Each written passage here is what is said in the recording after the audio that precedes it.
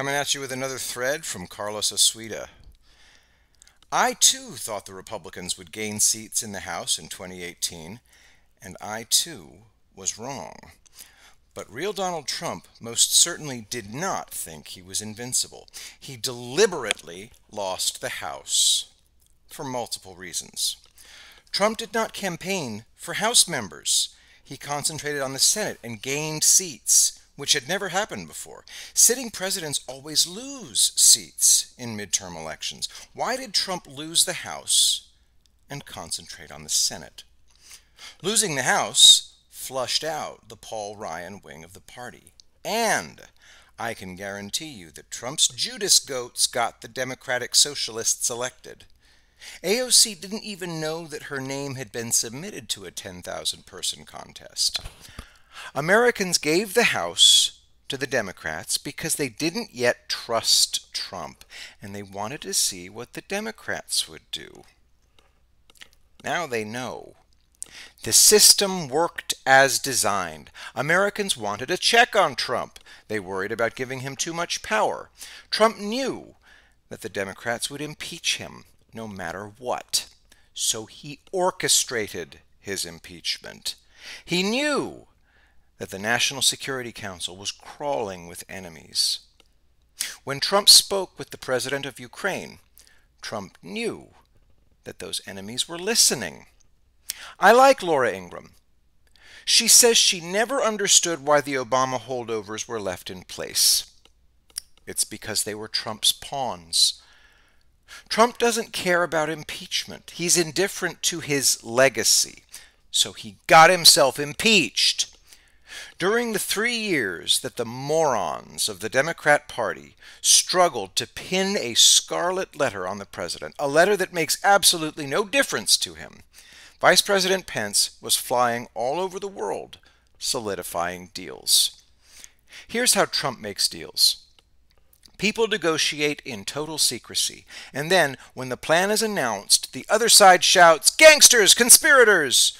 We will never submit!" The press says Trump loses again.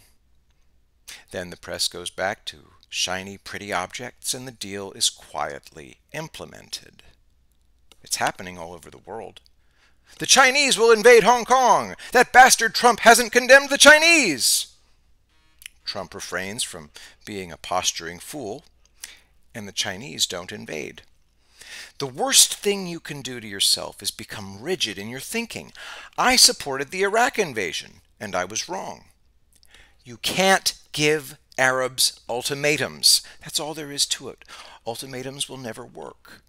As the clowns of the Democrat Party were falling into Trump's endless traps, Trump and our allies were solving problems that all the experts said had no solutions. Now, North Korea will never go to war with us or with the South Koreans. The Syrian civil war. The Syrian Kurds now have a semi-autonomous region, when in the past they had 0 rights. Guess who's fighting in Syria now? It's Turkey versus Syria and Russia. The Turks support jihadists, a losing strategy. In the end, the Turks will have to withdraw. Erdogan made the fatal mistake of sending Syrian jihadists to Libya to support the UN-backed government, which contains Islamists. What's happening in the Middle East is that all armed Islamist movements are being defeated, either on the battlefield or in public opinion. Turkey interfering in Libya will backfire spectacularly. Trump got us out of these messes.